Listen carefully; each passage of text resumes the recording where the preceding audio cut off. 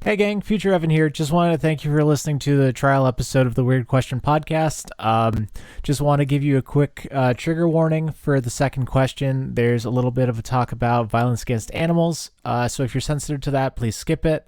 I don't have the numbers in front of me, but in the description below we'll have the timestamps if you want to avoid that. If not, you just know that the seagulls will win and Connor's a liar. All right, thanks for listening. Bye. Money where your doctorate is. All right. It's not in psychoanalysis. Well... All right. Evan, you had... Pigs and bells. Yeah, and they got wings on their head, and they're fighting over bells. So I'm going to say that you are concerned about your baser urges trying to make themselves known in the world and obvious for other people, and they're flying away from you, which is unlikely. So you think that you have problems other people don't, you can't control them, and they're becoming unhideable. All right. And Aaron, you like elephants a lot.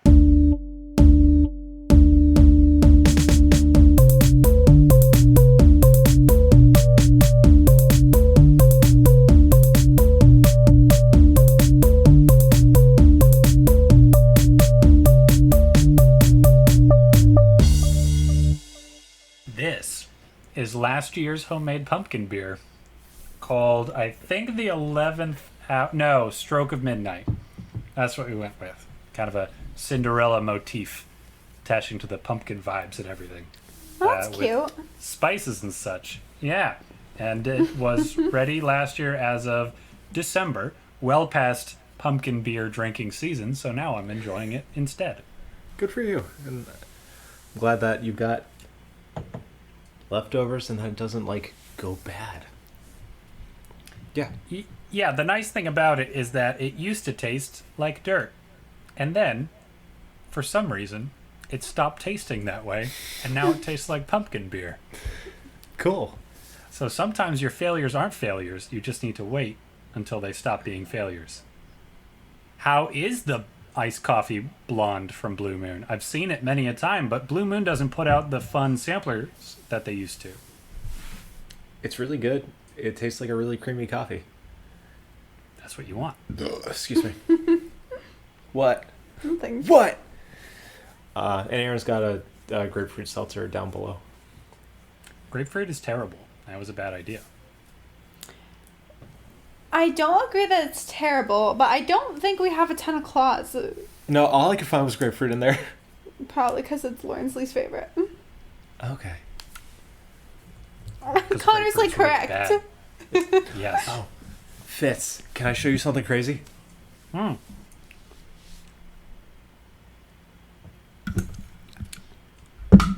Oh, I don't know where I know that from, but I know it. Yeah, because I wore them when I went to Oregon, and then I've been texting you every now and then for the past, since I've been to Oregon. I'm like, hey, did I leave my other sock there? Do you have my other sock? I do not have your other sock, no. No, because it was in the Hollywood video bag, and for some reason Leah just found it the other day. Fantastic. Yeah, knew it was Oregon related. Nice pair of socks. Thank you. They're actually a collaboration with Rihanna. Love that. Right? Leah thinks that they're a knockoff. I think they're the legitimate article. Mm-hmm. They're like Listen, $15. I want to believe. I want to believe. So I'm gonna. Sweet. So yeah, like I was trying to explain before, you went to get a beverage, and then I got distracted doing audio shit. We're just vibe checking. We're hanging out. I think this is a good opportunity for us to just feel out, hanging out as friends, and figure out if we want to the kind of structure that we want to put to this. I know I explained it to each of you what I was thinking, and I got neutral to positive from both of you. So Well, I'm pretty sure that I put in a positive vibe. So, Connor, the process of elimination tells me.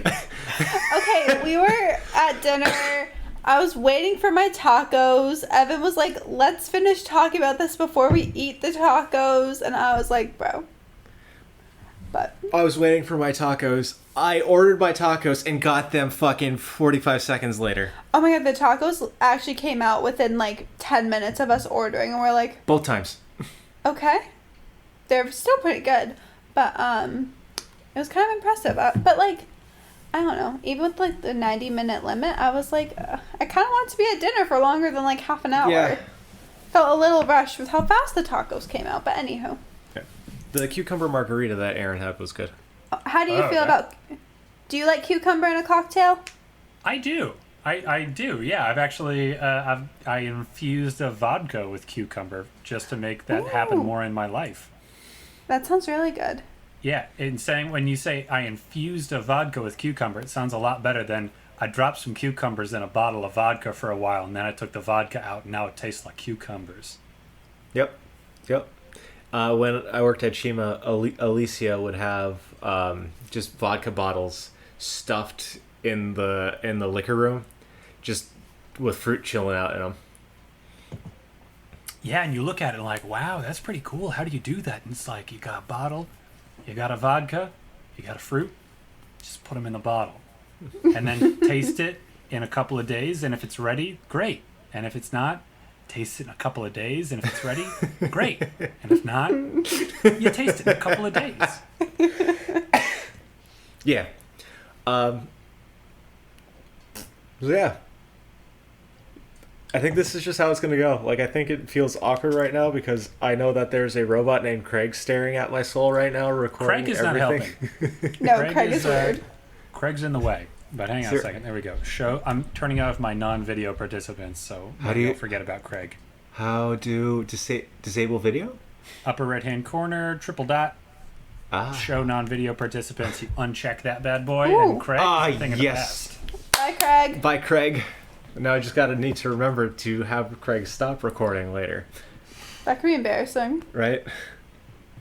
Just all the sounds of me just doing whatever I do on the computer.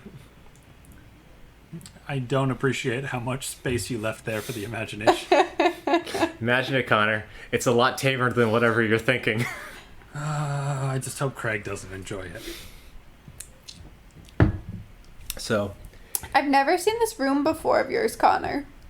This is the guest room / office because we don't have that many guests in the age of isolation. Mm-hmm. Cute. Evan, you will notice in the background the books that I deliberated buying at Goodwill in the whole set. They make a very nice background, I think. They really do. You almost look cultured. I almost do. Until you zoom in closer and it's like children's books from 1920s. And I think, there's no way you read those. They're probably racist. I read some of one. I'm pretty sure there was some racism. Were you? Sorry, go on. I was gonna say it was nice racism. It was refreshing because it was just like stereotype about this one person instead of like, and you're like, oh, that's a problem that can be solved by addressing that issue with that one person instead of real life racism, which is like subtle and under the surface, and you don't notice until you pay lots of attention, and it's hard to do that because you'd really rather not. And how are you supposed to fix that? I don't know, dude. Have I told you about the Pearl?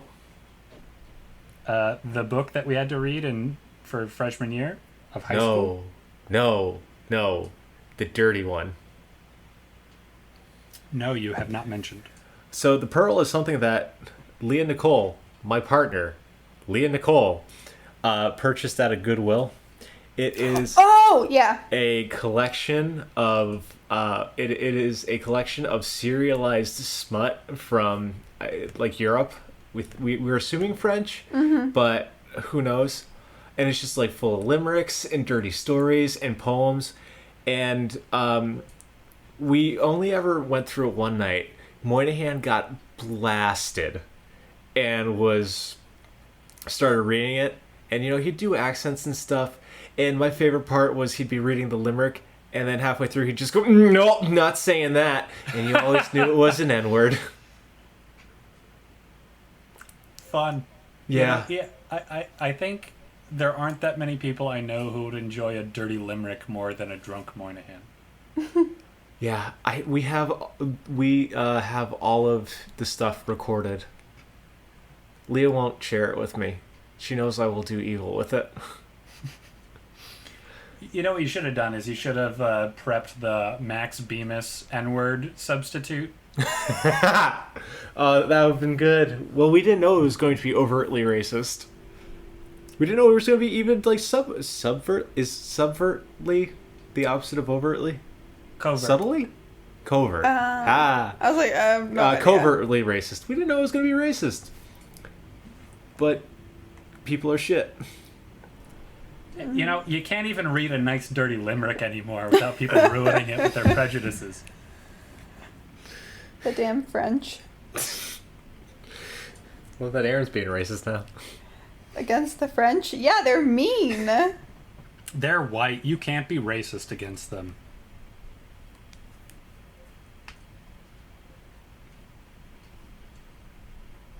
I don't have a snappy comeback. It's I tried. just, it's so true. That's it. You've just got to stop and like, oh yeah. I delivered it like a joke, but there was some truth in there.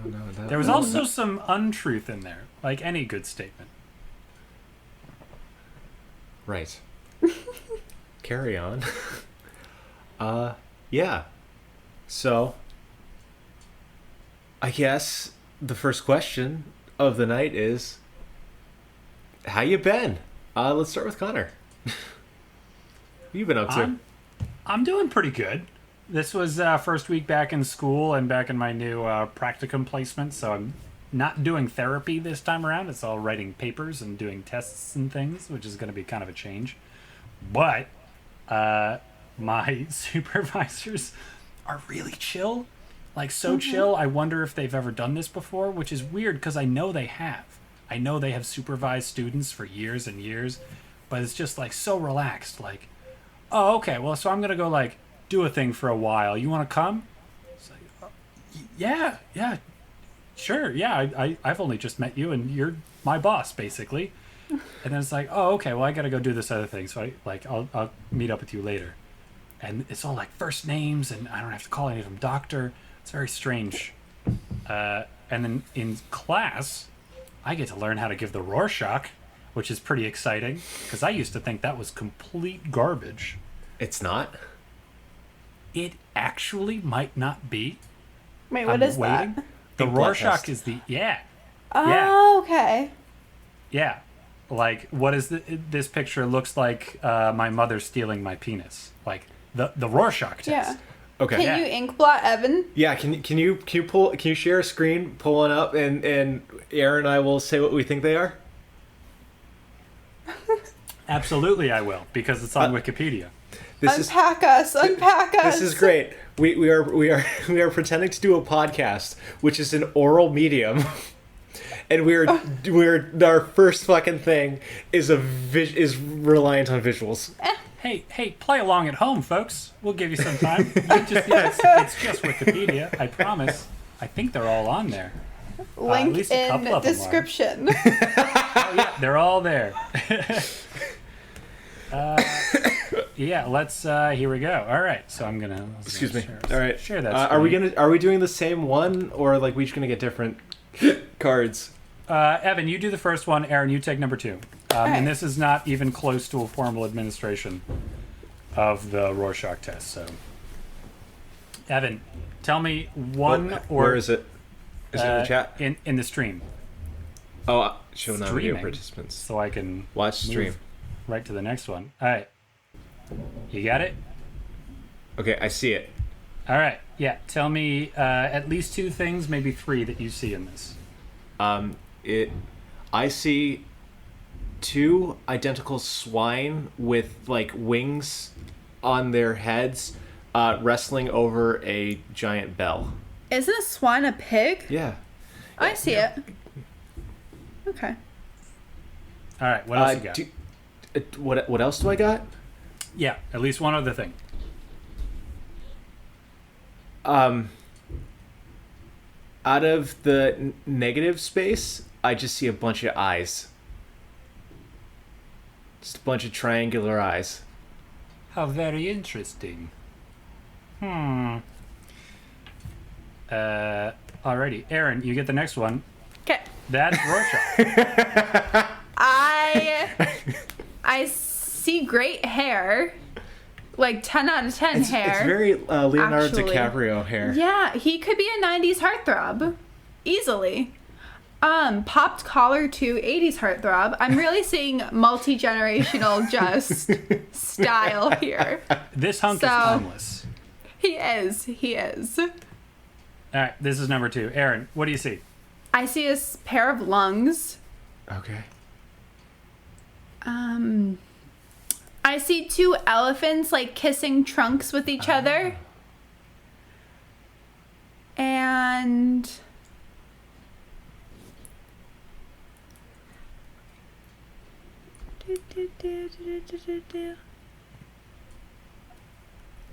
I think that's my answer. Okay, is that all one summary of the image? Man, I see a lot of stuff on this one. No, I feel like I saw lungs at first. I think just from like the upper red parts made me think of it, and then the elephants were completely separate. I'm kind of looking at it as like 2 very different. I'm looking at like 2 pictures within one picture. Gotcha.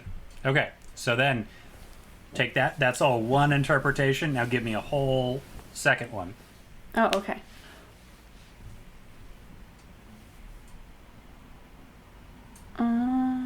Yeah, and for those of you following along at home, our gads and gads of listeners, this is the one with the black, and it's got red splotches on the top, and at the middle and the bottom, and a couple of red dots in the black bits. There is a title at the bottom of your screen. It's number 2. It's the second one. Okay, going from, I'm kind of riffing off of Evan here with the negative space thing. I see like a moth. And that's my second one, because I'm still just seeing elephants kissing trunks, really. I can't get past that. All right, fair. Hey, listen. Elephants are a good interpretation. All right, Evan, what do you see here? Oh wait, hold on. Wait. I thought you psychoanalyze us now. We each do one. Oh, I'm supposed to psychoanalyze you? I don't know. I thought so. Oh, I've only taken this is just the first class in a whole Fucking nut up or semester. shut up, dude. Oh, I thought he was going to psychoanalyze us too. Money where your doctorate is. All right. It's not in psychoanalysis. Well, all right. Evan, you had pigs and bells. yeah, and they got wings on their head, and they're fighting over bells. So I'm going to say that you are concerned about your baser urges, trying to make themselves known in the world and obvious for other people, and they're flying away from you, which is unlikely. So you think that you have problems other people don't. You can't control them, and they're becoming unhideable. This feels very horoscopy to me, where that's vague enough to work. Yep, that's what I was going for. All right, and Aaron, you like elephants a lot. I do like elephants a lot. So now that you've been psychoanalyzed, it's 2 bears high-fiving. I was kind of seeing high-fiving too, but I felt like going with like animals high-fiving, because I see like someone taking like a knee and then high-fiving like with the knee, but I was like, I feel like that's too similar to elephants kissing. Yeah. But then like these look like eyes and like a scary moaning face. Oh. That's what I get there too. Yeah, my 2 interpretations. So what was fun about my first class was that I wrote down all my things. Yeah. So I can interpret my own stuff later on once I know how to actually do this. This feels masturbatory. And for number 2, yeah, it's a lot of navel gazing. For number 2, I saw 2 statue people high-fiving each other, and they had flame heads that were off from their body. And they were coming in with their shins batting against each other. Mm-hmm. I also saw a yawning stone mask. Cool. Neat. These are neat. It's fun. It is fun. If anybody wants to do it, just write it down for yourself and then try to figure out what it means. etc., etc. Anyway, yeah. So it's at least fun, like it's interesting, So that's gonna be my class, which I'm kind of pumped about, because at the very least I get to do the horoscopy thing and then decide whether or not I actually like it or think that it's worth anything in real life at the end of it. Cool. Do you want to go? Do you want me to say something? What's the question? How you been? Oh God, it's been a week. It's only Friday. Is it Friday? It is. Fucking shit. Okay. It's been a week since like Monday. I'm currently going through for those people. Jesus. What? I'm fried. It's okay. For those that don't know, I recently turned 25, so my quarter life crisis has started this week. I'm very excited. How optimistic of you to think that you're going to live to be 100. I'm trying to keep the dream alive. But not you after 100 years. We'll see how that goes. Climate change is going to take us out in like 7 years. I'm not making it to then. So it's been a fun week. Work is kind of crazy. I'm feeling a little stir crazy from COVID. A little bit like, oh shit, I was 23 when this pandemic started, and now I'm 25 and officially in my mid-20s, and that doesn't sit right with me. So it's been a week. But we are powering through and it'll all be fine soon. Chill is in the air. Pumpkin beers are pouring in Oregon. We're getting there. Sweet. We're getting there. But I had tacos tonight. That was good. Love a taco. So. Yeah, like for me, shit's been fine. I've mostly just been like consuming media. That's the only really worthwhile thing to talk about. So I've been playing Mother 3, which I've told you about, Connor, but Aaron, basically, it's a JRPG. You know what that means? No. Turn-based, like, video game. All Okay, right, basically, everybody is angry at each other, and they're standing in a line on one side and then on the other, and they wait and give each other a fair... It's like a slap contest, basically, where you go like, all right, now you slap me. And then they do. Okay. It's like, all right, now I slap you. And then you do that until somebody falls down. I love it. But a video game. Okay. And magic. Yeah. Sometimes instead of slapping the other person, you put a Band-Aid on your cheek. But then they get to slap you again right after that. Connor had me, then he lost me. that's how you heal. Okay. Yeah, so basically you just follow the story of a little crybaby named Lucas, and it's the weirdest freaking thing. Mm-hmm. It's really cool. Like, it starts with you and your twin brother wrestling dinosaurs, and I don't want to say anything because I don't want to spoil stuff for Connor, but it's just a very interesting, bizarre game. Like, one of my missions was go to a club. Like a club? Yeah, like a discotheque. Weird. Yeah, and you watched a band play. Yeah, but it's just really bizarre and neat. There's a lot of weirdness. I don't want to get into it because I really don't want to ruin it for Connor. But it's really good, but it's also miserable. Mm-hmm. It's really fun, charming, funny, cute, and also devastating. Like, I did a thing last night, and some big plot stuff happened, and I'm just like, I'm sad before bed now. Awesome. Other than that, I've been just reading a lot of comics. So the one that I want to talk about is called Neko Ramen, and it is a... hang on. I want to guess first. Okay. Ramen makes me think slice of life, but that's too easy, and it doesn't explain Neko. Is it somebody who is... They live in an alternative world where all restaurants serve nothing but candy, and you've got to come up with a creative new way of serving candy, and this person decided to take Neko wafers and serve them as soup in a Neko broth. Yes. I hate how close you are. So, Neko Ramen is what it says on the tin. It is basically a serialized, like, Sunday Funny, like, newspaper comic strip about Taisho the cat who owns a ramen shop.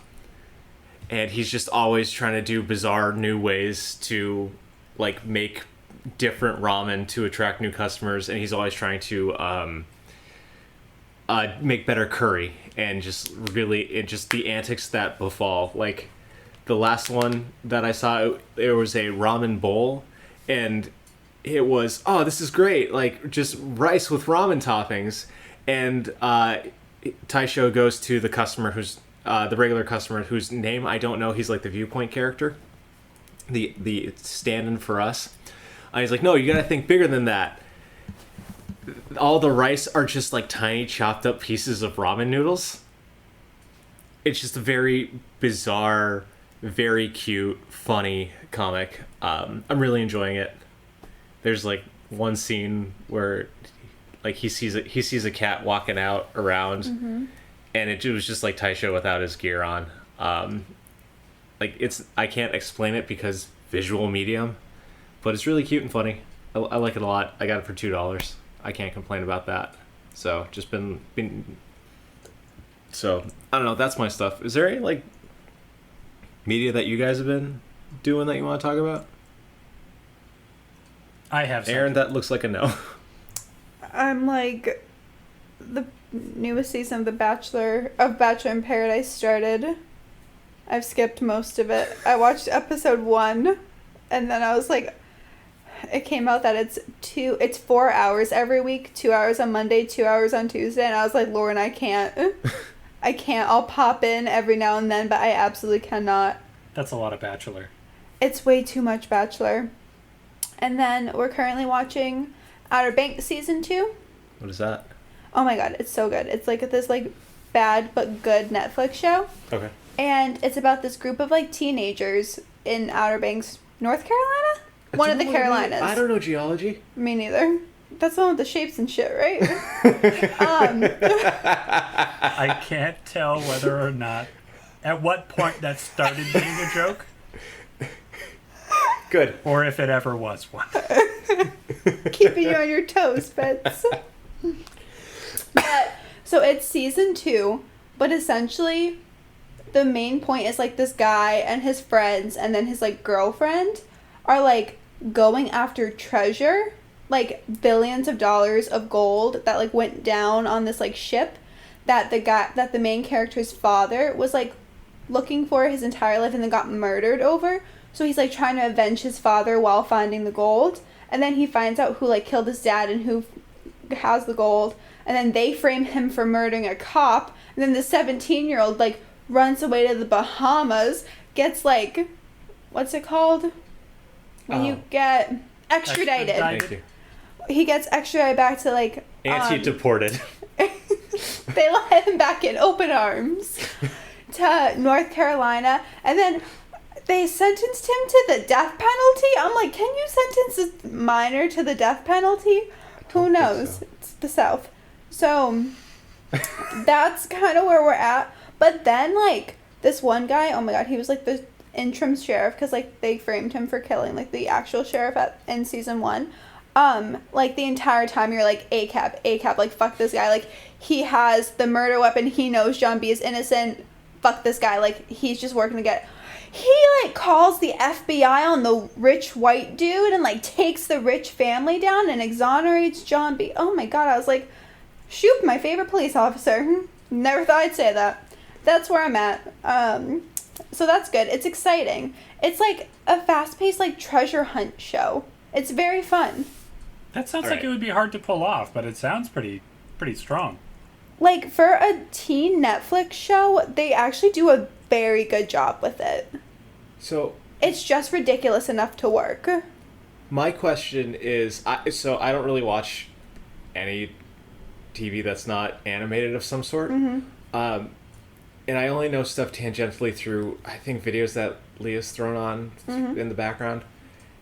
How Riverdale-y is this? Not. Okay.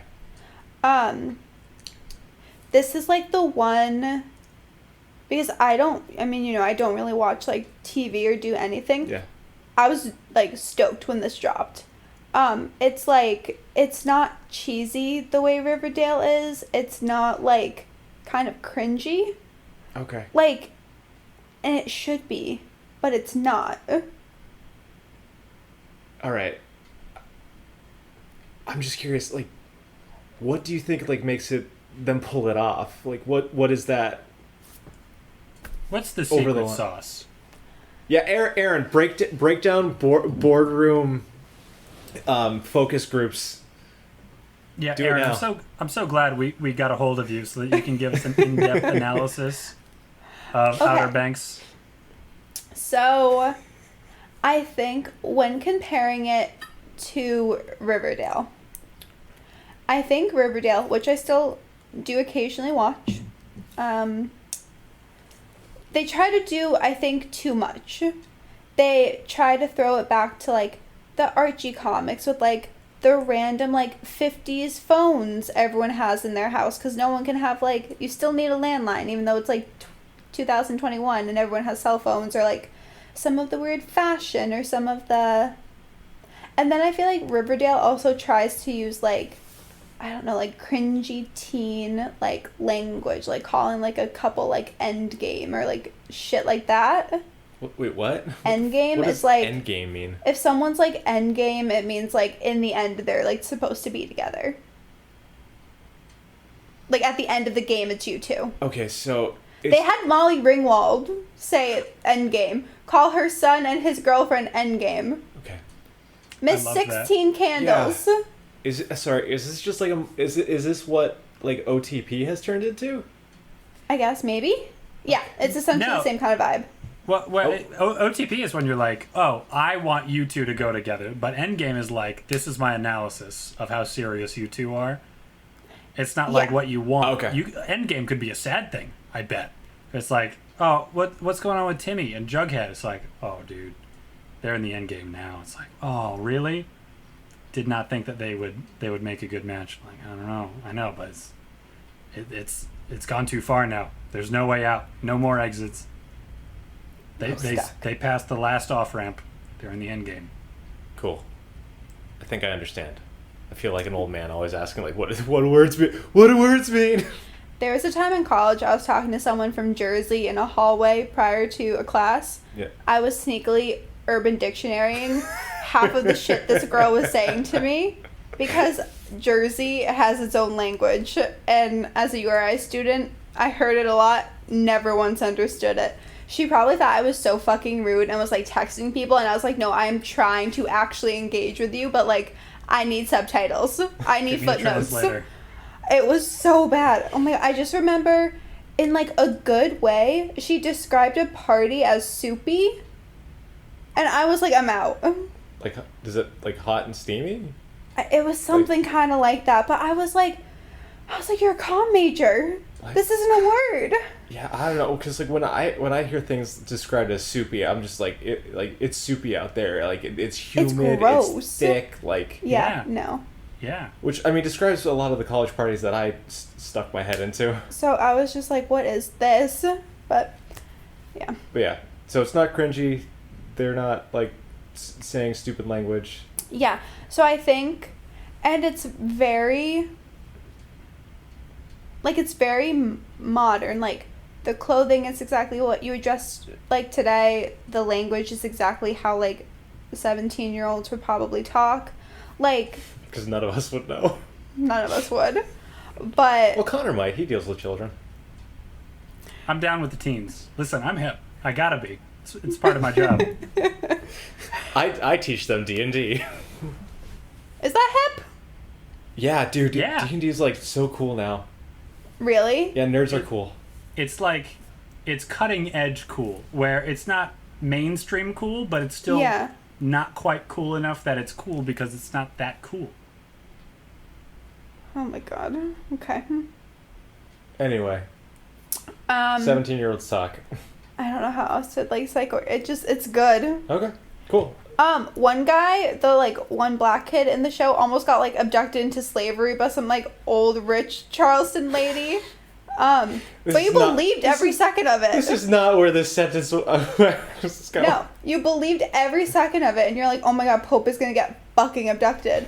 It was wild. But no, I don't know. They like, the show is absolutely absurd. Like, a man just blew himself up on his yacht, but like, it feels so right. It feels so natural. It feels so easy. Okay, Carly Rae. They do it so well, and I don't understand. Cool.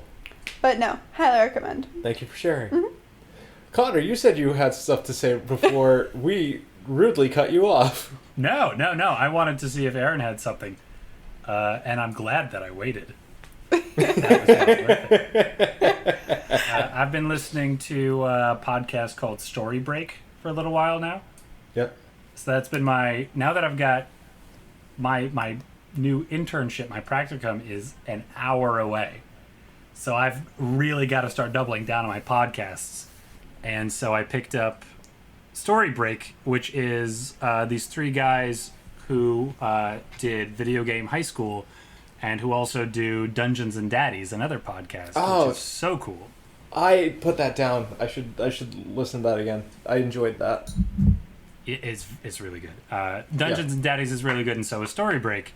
The idea is that two of them are screenwriters. Yeah, go ahead. Dungeons and Daddies is not a BDSM podcast. It's just people play D&D, but they role play as middle-aged dads who are all pretty shitty. Lost my interest when it wasn't some like weird BDSM podcast. Sometimes a BDSM podcast, yeah. Okay, it was well, actually that's pretty something. early on that they actually slipped into the BDSM stuff. How can you not with a name like that? Right? Yeah. Sorry, carry on. Yeah, so two of the three dudes who are doing it are screenwriters. And so it's them in an hour trying to come up with an actually good pitch for a movie or a TV series based on a ridiculous premise. Like, a really compelling one, it wound up being very artsy sci-fi, kind of like higher concept Moby Dick spoof about a flea. Mm-hmm. And Flea? they started off with the premise of, like, we need to write a movie about a flea. Because apparently Herman Melville, who wrote Moby Dick, at one point said nobody could write a novel about a flea, but I wrote a novel about a whale, which is basically, scale-wise, the size of a flea in the grand scheme of the ocean. So look at me go. And they were like, you know what, Herman Melville? You can suck a fat one, because we will write an excellent movie, or at least a good pitch for a movie about a flea. And it actually does sound really good. The end idea that they came up with was, okay, Yeah, please. on a spaceship, Cliff notes. they have a variety of experiments going on. One of the people who comes through has an actual flea circus, which is you might they looked it up and spent like a good 15 minutes just freaking out over the fact that there are actual fleas in flea circuses sometimes. Yeah. And it's not just a trick of like little tiny machines that are going round and round and such. Yep. So one person is a flea circus ringleader, and one of the fleas, I think it contracts some kind of disease, or one of the fleas is a MacGuffin for some reason. Sure. It bites somebody, and the blood that it takes is important. So they got to find the flea, and then they go through all of these like insane shenanigans on this spaceship. Of like at one point they're like, it'd be cool if they ran into pirates, and they had to deal with that situation, and the pirates are on the ship and they can't let them go because if they undo the seal, then the flea could get out, and who knows where this thing is, and we got to make sure that we got to capture this thing. We've only got a couple of months because that's how long fleas live, and up until the end, where the grand reveal is that this flea circus ringleader is manipulating people back and forth and getting people to drop one by one by mistrusting each other and stealing things and manipulating people and seeing the whole ordeal as just like a larger scale expanse of the flea circus that she had been running all along. And then the flea lives happily ever after because the flea never gets caught, and it just like it's got all these dead people that it can just suck the blood out of whenever it feels like, until it eventually expires at the end of its long flea life. I'm gonna be straight with you. I did not expect this to be good when you said it's about a flea. And like I trusted you, but I didn't believe you. And I'm a whole hog believer now. Like I kind of want to go listen to that episode just to get the whole deets. It's really interesting, even if you don't give half of a crap about movies or screenwriting. It's really cool watching their process as they go into the, like, what are the pieces that we need in this movie? What's important? You know, like, what is captivating about a flea? What's important about that? Like, what was it about Moby Dick? Like, you know, like, what are some elements we can borrow from that to make it an homage, but not just a ripoff? And the way that they go into the different concepts is really very interesting. It's entertaining, too, because they're both very funny, and they throw in a bunch of jokes. Sweet. And so is the third guy, also very funny. Yeah, good. Don't... Whatever. My brain is goo. It's 11:30. Anything else? Anybody? I got That's shit fine. all. I'm like, no. All right, cool. Aaron, pick a number 1 through. Wait for it. Keep waiting. 8. Okay, fine. Yeah. 8 is within whatever the numbers are. You got me. All right. So the first question second question technically of the night. What type of bread do you identify as? Classic. Ooh. There are many types of breads. Are we talking sandwich bread, or like, does that include sweetbreads? Are we getting into muffins? Connor. No qualifying questions, baby. You Just know, you know, vibe it. you know the one rule. Okay. All right. That's All broad. right. That's a grand variety. All right. I'll let you think on that, and I guess I'll start unless you have a knee-jerk reaction. This was the very first weird question I was either asked or asked someone. So I have this one in the bag. That totally tracks for you. Like, Yeah. That's what I'm going to think of now. Is like, what's the first weird question that I've come up with? But yeah, go on. Go on what? Talk. Oh. You've got the floor, girl. Well, this was actually this was my first really long touch base with Mara at work one time. Yep. And it was like June. I was in a Rugrats crop top. I was not happy to be there. Oh, gonna cut you off real fast. Yeah. Did I tell you about the Chucky Finster shirt at Marshall's? Yes, and I'm still mad about it. Okay, cool. Oh, you couldn't find any? No. Oh, shit. Sorry. We're I good. should have bought it for you. Sorry. And Mar. I refused to talk work that day. I mean, I always refuse to talk work. Yeah. And we just like came to like a dead like stop. And I think she was like, so if you were a bread, and I was like, say no more. And then we talked for 2 hours, and then all of a sudden it was 1 p.m. and I was like, I missed a meeting. But if I were a bread, Yes.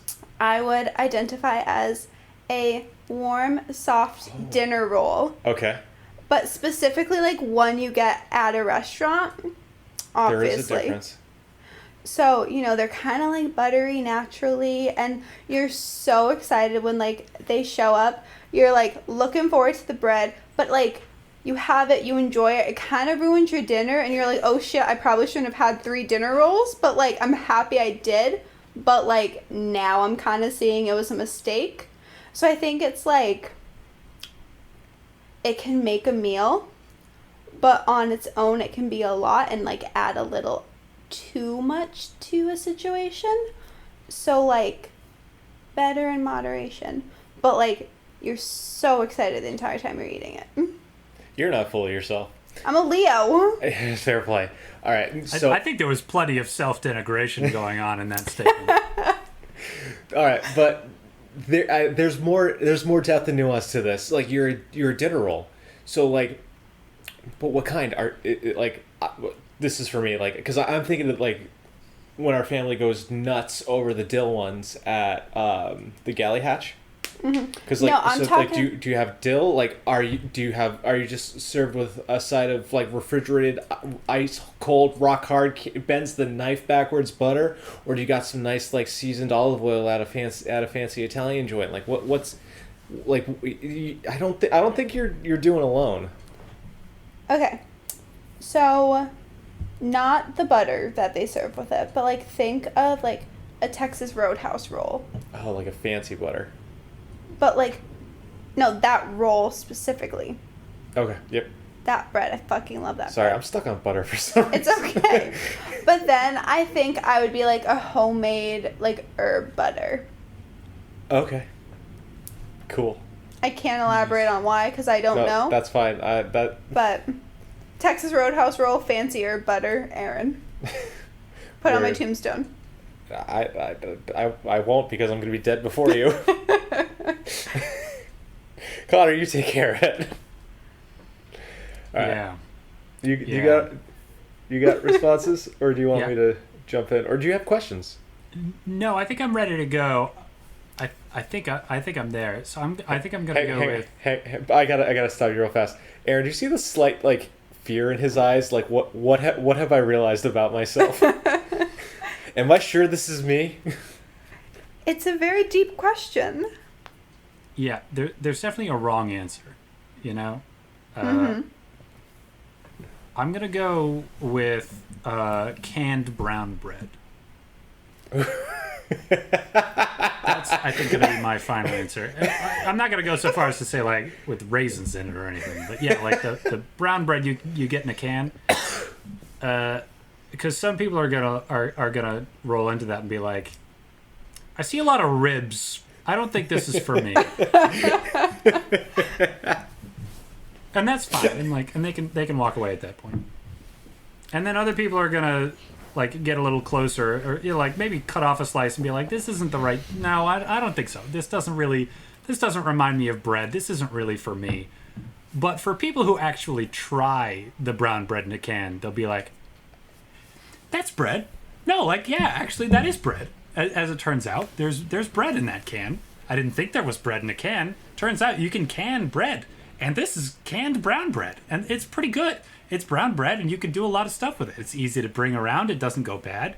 If you're into it, listen, you're into it. You can have this brown bread. You can warm it up. You can slather it with some butter. You can make a little sandwich. You can do like a little breakfast thing. Lots of options. Nice side. Sure. A lot of people aren't going to get that far. A lot of people are going to see canned brown bread, and they're not even going to open that can up. But for those who do, they'll find some pretty good bread. Surprisingly good bread. All right. I have one question. Yeah. Pop Top? No. You got to get the can opener. And like if you got Gotta that work like for it. if you got that clampy thing, that'll do. But really, what you need is that like you got to like crank it with the old fashioned style. Like it's Swiss shaped Army like knife. the Swiss Army knife type of thing. If you really want to feel like you worked for that brown bread. And also it's a little dangerous, and you're like, oh, let me get that. Oh god, oh jeez, I cut myself. How the hell did that happen? All right, well, never mind. Fuck that bread. And I was like, okay, that's fine. I guess you didn't want it that bad. That bread's gonna be fine without you. All right. Sorry. Now I'm more curious. Have you ever toasted it? Have I ever had it? Toasted it. I have never personally toasted it. The breadth and depth of my experience is having it warmed up and throwing a slab of butter on top. Yeah, because like, I know it's not, but like everything in my brain is saying it's in a can, so it's liquid. I'm just like I know there's no canning liquid in this thing. But like I'm just imagining just sopping like a sponge of bread just like out of the can. Why? Because this is where my brain is. I've opened a lot of cans recently for tacos and stuff. I feel I've like had conversations with for people. drying cans. From time to time, I've had a quick conversation with somebody, and I have felt that they saw me as just a giant sponge of bread. What comes in cans that are dry? Don't fucking say soup. There ain't no dry soup, Aaron. I wasn't gonna say soup. I saw it in your eyes. You're gonna say soup. Okay, I guess There's they're not. dry soup, but it doesn't come in cans. No, it does. It comes in packets. boxes, and then it makes great onion dip, which I have been eating every night for the past 3 nights. I'm running out of chips, but that fucking the onion dip does not go away. It is eternal. Aaron, I bought you time. You've had this long to think of something dry that comes in a can. Okay, so I guess I kind of like fucked myself over here. Yeah, you did. Because I guess the thing I was thinking of specifically, maybe because it's bread, is like crescent rolls or like something. But it's not like a full can, but like it's kind of like a can. I'd call that a tube. That's kind of where my brain was going. I was like, that's what I'm picturing this bread. Like if you pop the top, it's just like kind of like crescent rolls out of there. I get it. No, I'm thinking like full on, like not even like, I'm thinking mixed vegetables like can. Ew. But I don't know why, but that is like the wettest thing. Very wet. Like That's maybe just because. Nice. Maybe because I empty green bean. Fuck you. Please tell me we're at minute 69. God. Nice.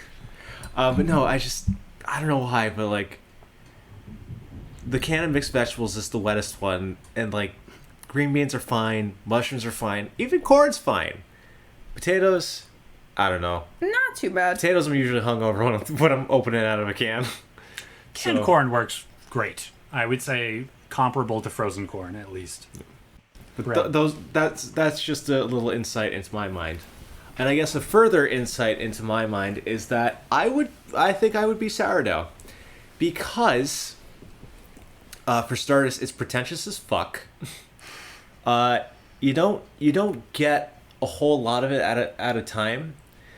But like when it shows up, you're pretty jazzed about it. Mm-hmm. But like if you want to like know and understand sourdough, like that's a fucking thing to do. Like you gotta look into starters and like, oh shit, now I gotta keep a thing alive in my fridge. What? Like I need flour. I need to feed this thing. I make bread. What? It feeds me. This doesn't make any sense. Yeah, exactly. So like there's a whole lot of nuance and speciality to it. Like you gotta use like a fucking Dutch oven and stuff. And if you're me, you just wreck the Dutch oven the first time that you make it. Mm-hmm. But then when you have it, like it's really good. It pairs really well with a lot of things. As simple as a slab of butter, fantastic. Like grilled onto like a fancy fucking cheese sandwich with like caramelized onions and apples, fantastic. It's sturdy as fuck. But like even in the midst of all these different flavors, you still get that sourdough taste in it. Like it's still itself, and it's like weird, but in a good way. Mm-hmm. And I don't know, I'm kind of crusty. But boom. But yeah, that's my thoughts on bread for me. All right, cool. Let's go with you, Fitzboy. Number of 1 through 25, except for 8. 17. All right, Connor. Oh, this is a good one. And I'm going to ask him first. How many seagulls can you take in a fight? How many seagulls can I take in a fight? At least a dozen. Okay. ooh. I'm assuming that these are garden variety seagulls, that they haven't been trained. I mean, I don't know. We were kind of looking at Hampton Beach seagulls, so like, Yeah, I think expert seagulls, they know. they would know to go for the eyes, Yeah, so Connor, I think how this response is going to be, it will be Aaron and I discussing our discussion that we had. Mm-hmm. So we will, at least I will say, I'm going to have us leave the floor to you. You could take a dozen garden variety seagulls. At least. No, but more than that, I think. Okay. I'm going to assume, I think, most common area you're gonna find yourself in a death combat with a group of seagulls is probably the beach. So I'm going to assume that I don't get to come into this with a flamethrower or anything. This is just me in my environment and a bunch of seagulls. I think I could probably scrounge up a towel and catch some of them as we go. And, like once they're contained, you just got to step on them a couple of times and then you're okay. And if I can get something over my eyes, I don't think that seagulls can do like really deep damage. I'm going to say, assuming they're not coordinated and I can hold my terror. You're not assuming they're not a seagull militia. Yeah. Because, like, if somebody trained the seagulls to attack people, I would be a lot less confident. Yeah, it's just one seagull, just a seagull team 6 taking you out. Come on, that was funny. Fuck you. I don't need any shiv wielding seagulls in this combat. Just a fucking razor clam just comes up and gets your throat. If I'm really motivated to fight them, because it's a battle to the death, and they're just going to keep coming at me, and there's no escape. I think I could take as many as 40 seagulls in a fight. 40 seagulls. Your exhaustion needs to kick in. Oh wait, no, adrenaline's a fuck you thing. Yeah, but that's a lot of seagulls. That's a lot of seagulls. But the thing is, you don't have to kill all of them all at once. All you got to do is knock out one of their wings and then come back for them later. If you keep moving, after you knock out one wing on any of the individual seagulls, which is not that hard, they got hollow friggin' bones, then you just come back for it later. You just need to disable the 40 seagulls first, and then you kill them. And then execute them mercilessly. I assume that's required. Ruthless. That's what. Hey, listen! They're executing me. They've mobbed me. 40 seagulls. This is as many days and nights as Jesus went without food or water in the desert. I'm not going to take pity on these seagulls by making sure that they don't suffer when I kill them. They can limp around for a little while as pathetic piles of squawk and feather until I get around to ending them. All right. Okay. Before we get into our explanation, which, spoiler alert, is vastly different than yours. Very. I do have a follow-up question. What if you were armed? If I were armed? And I'm going to say you were okay. I'm going to say you're at the beach, but you're with the missus, and you're like, I'm going to make a nice fancy little little fresh sandwich as I'm doing. So you happen to bring a chef's knife and a cutting board, so you were able to prep some nice charcuterie for you and she as you are sipping wine, even though you're not allowed, but it's okay because you got koozies. Nice.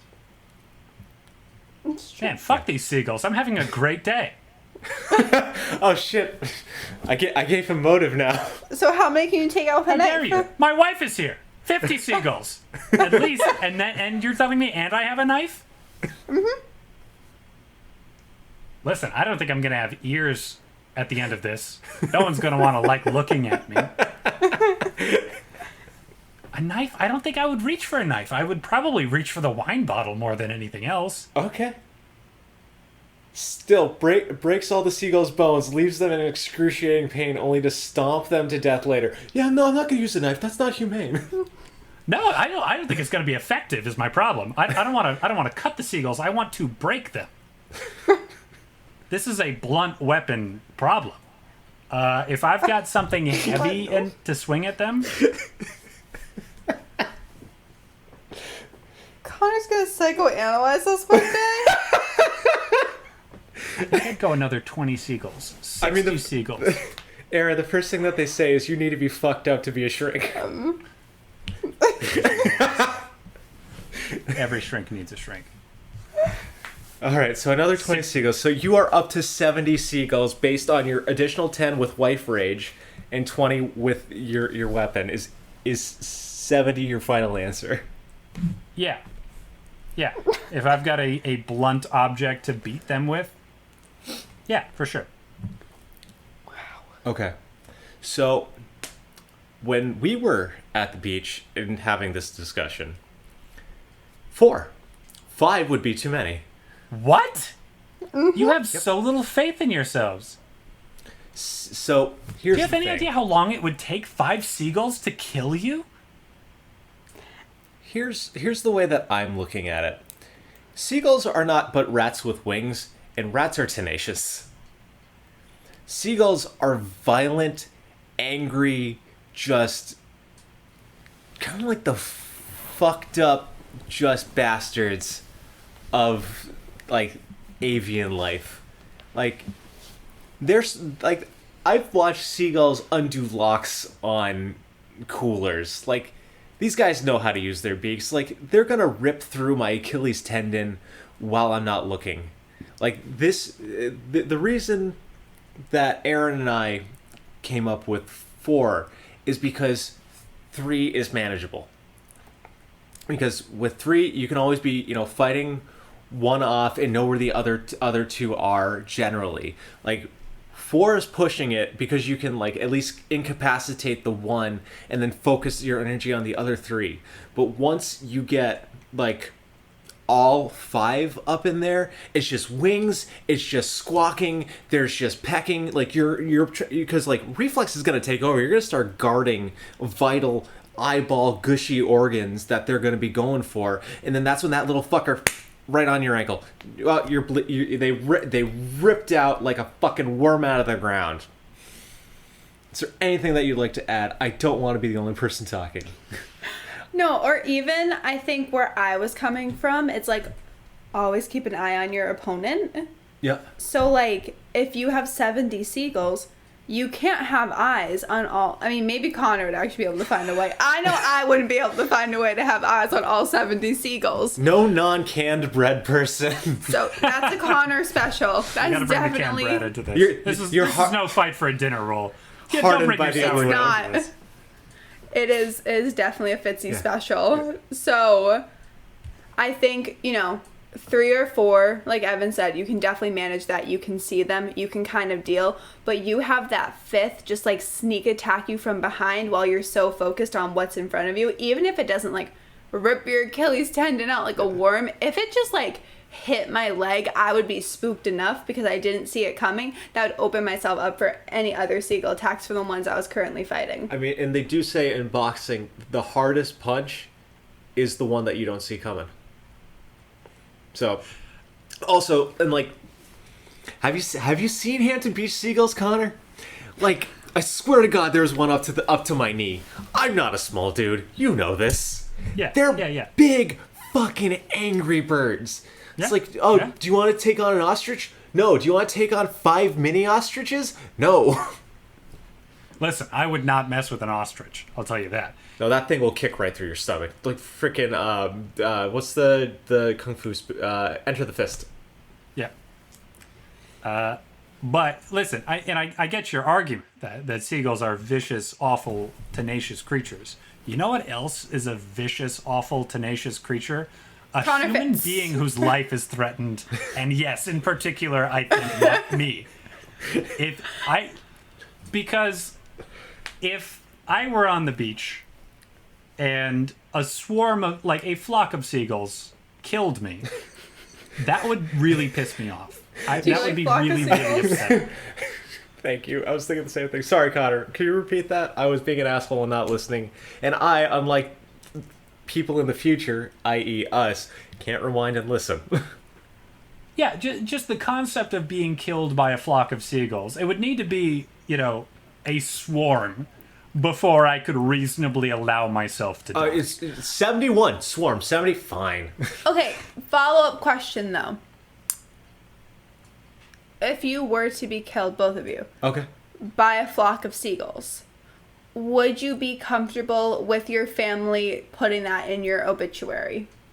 Yes. Too strange not to include in the obit. I'm gonna agree both ways. Mm-hmm. And I will ask. I'm gonna ask this. You will answer for, your own question first. But I want to pose: is it Flock of Seagulls the Birds or Flock of Seagulls the band? So, but would you want that in your obit? Absolutely, it's too great not to include. It really is. Don't if I die. Well, when I die, when I'm 158. Like, do not put, like, she passed away peacefully in her home surrounded by her loved ones. Snooze fest. Boring. I don't want to go out that way. I'd rather someone, even if that's how I go, don't put it in my obituary. No one wants to read that. Like, make it spicy, make it snappy. You gotta pay per word anyway, so, like, cut the fluff. But... died screaming in agony as seagulls ripped out her eyes. I think great. Yeah. Ripped out what they want. her Achilles heel like a worm. Yeah, that was very descriptive. It was extremely descriptive. I was like, where did Evan get that Have you ever seen like GIFs online of people's like Achilles snapping? No. No.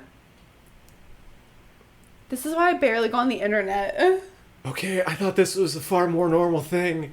Like, it's just okay. Okay. It was just okay.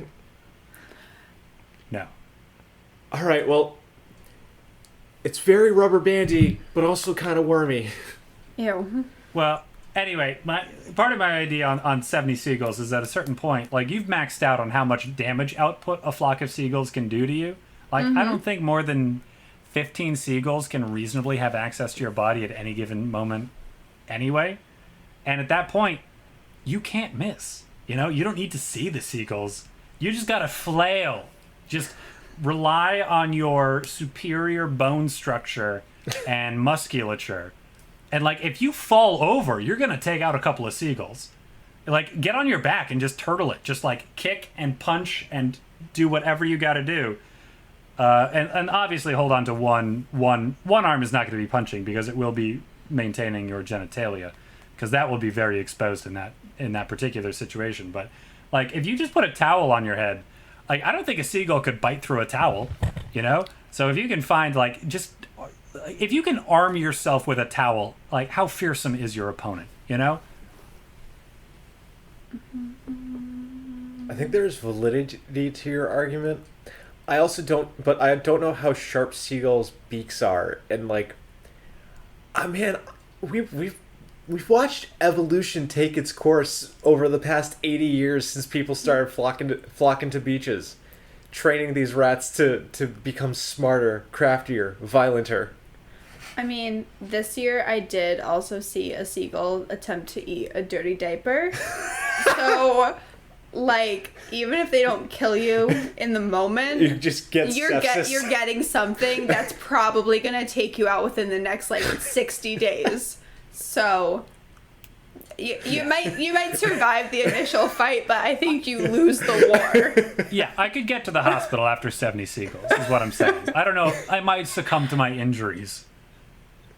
But you But put up a those fight. seagulls would succumb first. Oh man. Fuck, that was great. All right, I think we got to put the seagulls to rest. That's what I plan on doing. Heard. All right. Boop boop boop doop doop. Let's go with 20. Let's just go straight 20. Number is 20. All right. What's your favorite weird animal name? Oh, there are a lot of good weird animals out there. Yeah. See, I don't know if I have one. I can't even think of one. Okay. Favorite weird animals. All right. So, unfortunately, I don't think that this is going to be as bombastic as the seagulls conversation. So, to help you guys with the thought process, I think I put this one on the document. You definitely did. And I don't recognize it, so this is fun. So, I have two interpretations of it, and to pad out time and just foster thought. So, my two favorite animal names. So, my favorite actual animal. Am I having a stroke? And Am I dying? stick out your arm. My favorite actual like biological animal name, not like classification, but name, is Gunter's Dik-Dik. I don't know if that's how it's pronounced, but it's specifically Gunter's, and it's D-I-K. It's just a tiny little deer. It makes me happy whenever I see it. It secretes like odor. It's got like odor glands right below its eyes that just like looks like heavy bags of sleeplessness. It's like it goes up to like your shin and it just like rubs its face against trees to mark its territory. It's absolutely adorable, and I don't know. They just make me happy, and I think Dik-Dik is a funny name, even if it's Deek. I don't know how it's pronounced, but it's just cute. It just makes me laugh. And when I learned about them the first time, I was at the Natural History Museum in DC, I think. Might have been the Smithsonian. I don't know. I don't know places. I'm sorry. I'm a jackass. But I was there with Nate, and I saw them like, oh, that thing's so cute. And I look up, and just the way that the museum has set things up, a leopard was lounging, waiting to kill it. So that is just it's great. It's cute. It's adorable. Nature is awful. Nice implied murder in that museum. Yeah, and my favorite part about that was there was blood dripping from the leopard's mouth. It was a great touch. But my favorite other, I guess, weird animal name is, if I were to ever own a cat, I would name it Cement. Oh, you must tell us why. You must. Oh, the story is not good. Leah was showing, Leah saw my phone, and she's like, oh, it's like my phone is like the people who own dogs. It's like, because it's you, and it's like an artsy picture, and it's like really cool. It's like, this is my dog. It's a golden retriever. Like blah blah blah blah, and I had a really dumb picture of Leah on my phone at the time, and she goes, and you choose something fucking stupid, and it's like, this is my cat, its name is Cement, I love it. And I'm like, I'm naming a cat Cement. That's too good of a name for a cat. I love it. So that would be the weird choice. I mean, other than a human name, I feel like human names are always weird for animals, but... I do not enjoy the human name for an animal. I think it's a waste of a name. There are just so many Stevens and Carls around. But not a lot of, Zeppos. Oh, that's a good one. Is that your weird animal name? It is not. No. So I think I'm going to add a third category of weird animal name. Fuck yeah, let's do it. So I'll start off this with shit all to hell. The actual weird animal with the actual weird name is the bony-eared assfish. Ooh. Is it what it says on the tin? You know what? It just looks like a rather unappealing eel altogether, but there's something about a weird bone projection, and an assfish, I guess, is something that was already this is a specific type of assfish. I don't know why they'd called the other assfish, but then this one had some bone things, and it's a good name. It's very good. It's you get the sense that there was a very disgruntled marine biologist who was like, one day I will discover a new species. And it was like, this fucking thing? This is what I get to discover? Fuck this bony-eared motherfucking ass-looking fish.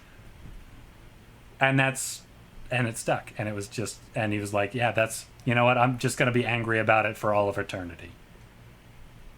My favorite weird name for an animal is, for a dog, something that I think would just make you look extremely incompetent if you ever lost your dog or needed them to come back, is Whistle. You just name your dog Whistle, and so if you ever lose them or need them to come back, you just go, Whistle! Whistle, whistle, whistle! Whistle! That's really good. I really like that. That's very funny. It's it's kind of a joke you play on yourself. Yeah. Do you not know how? Oh, no, I can. That's just my dog. That's what I do. That's what I get them to do. Come. Whistle. Yeah. So third category of weird animal name is a name for an animal that already has a name, but it needs a new one which is better. And I think off the top of my head, there are a couple of different ones.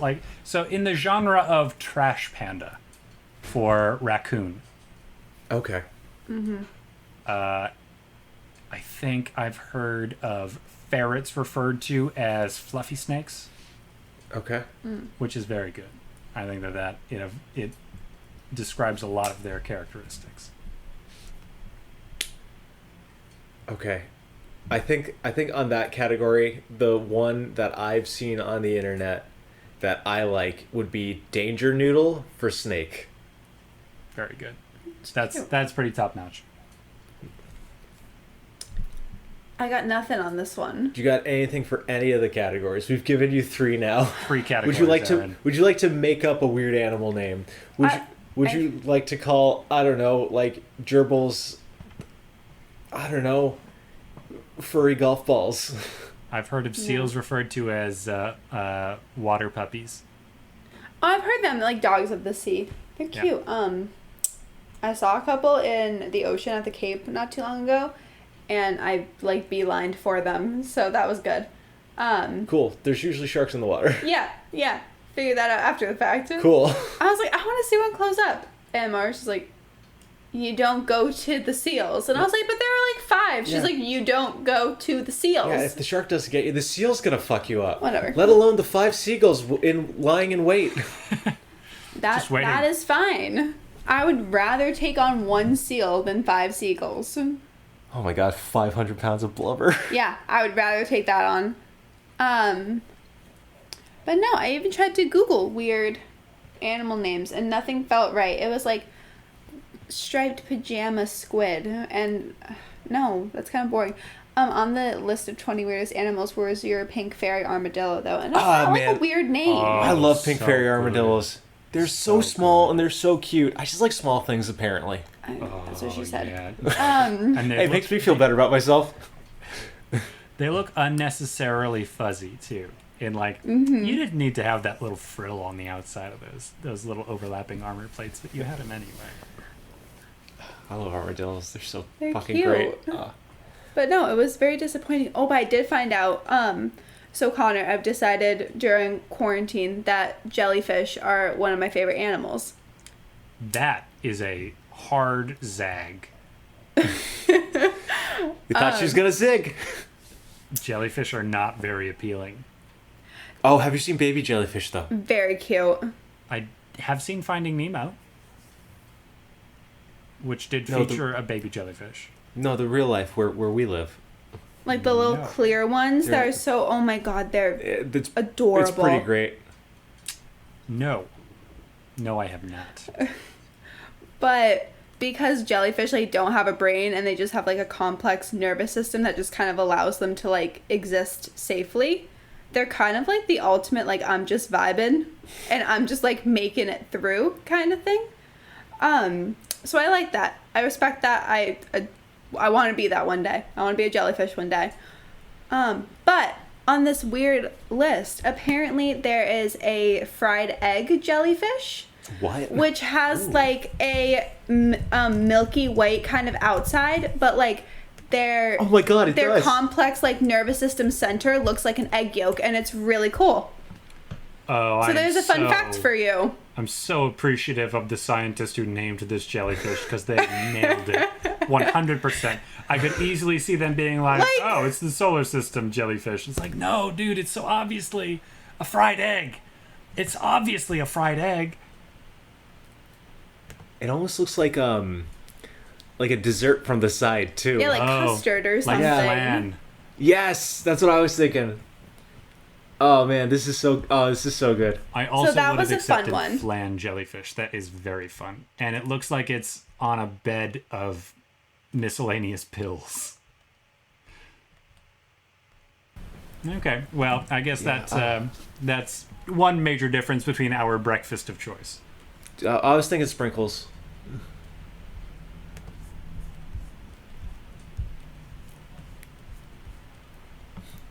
Yes. You still looking up weird animal names? Yeah. Oh my god. This isn't a crazy name, but according to treehugger.com it is. The frilled-necked lizard, and it's essentially that is so normal. It's those lizards from Holes that like killed Kissing Kate Barlow, and that part of the movie scared me so much when like they dug the hole or whatever and all the fucking lizards were there, and I thought Shia LaBeouf and Lil Zero were gonna die. Yep. That was like probably my first stress rash. It was very good. Anyway. I do appreciate how it was probably the first story of my childhood where racism was the villain. What a all good along. movie. I enjoyed it. Holes was like really good. It was well done. In a very realistic Also, the rich person was also the villain, which I appreciate in retrospect. Yeah. And then he met financial ruin, which is great. A lot of things to like about that story. In response to the I just want to be a jellyfish one day, I was in a class and in like the icebreaker, like, hey everybody, give me your name and like what year you are in the program, la la la, and what animal would you be if you could be any animal? And like you kind of expect half of the class is like, oh, a dog or a cat, because like, oh, my dog just like is fun and like lays around all day and eats and that's it. And at the end of the, like, everybody went around and the professor was like, hey everybody, so I heard a lot of people talking about pets, and I just want to make like a quick shout out to self-care, because you all obviously are in desperate need of a break, because when everybody, like when half of the class is saying, hey, the animal I would most want to be is an animal that gets to relax and do nothing in particular, that probably says something about a need you might have in your life right now. And I was sitting in the class thinking like, well, I said that I wanted to be that weird dog dragon that is our mascot, because it could breathe fire and was also magical. But I think that you're right, Professor. I think that self-care is something that's pretty important for us as a group of graduate students. It's very good. I mean, I could see that, though. Like, that question goes a little bit deeper, actually, than just... We'll be sure to add it to the docket for a different night. Because, like, yeah, I could use, like, not a brain for the rest of my life, for sure. I know my answer is always what I'm lacking to. So. And I'm like, an eagle, because I want to fly. Well, I'm sure there could be some, like, deep Sister Marlene hidden meaning to you, like, wanting to fly or some shit, because, you know, nothing is ever what it seems. No, it's what it says on the tin. Listen, sometimes fucking waiting a cigar for is Godot. just a cigar. Every now and then, turns out not everything has a deeper meaning. Sometimes the door is just red. Sometimes the curtains are just yellow. Yeah. And sometimes I just feel like it would be cool to know what it's like to fly and go fast and have a lot of wind in your face, because that's a fun thing, and freedom and such. And also eating mice. Looking up from like hundreds of feet in the air and going like, oh, you are dead. And then making it happen. There's no deeper meaning there. Freedom. Are you feeling caged? You mentioned freedom is what you're searching for in this. Not really. I feel like